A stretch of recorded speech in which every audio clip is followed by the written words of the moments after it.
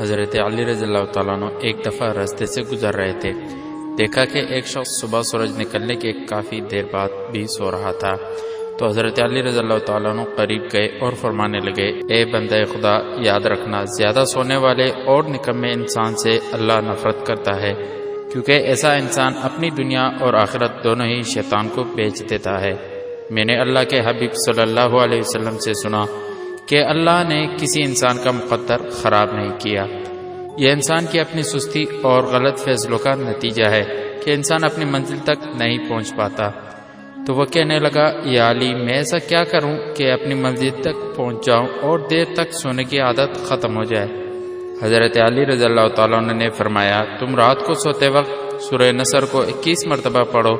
اور اللہ سے دعا کرو کہ اے اللہ، سستی اور دیر تک سونے کی عادت کو میرے وجود سے نکال دے۔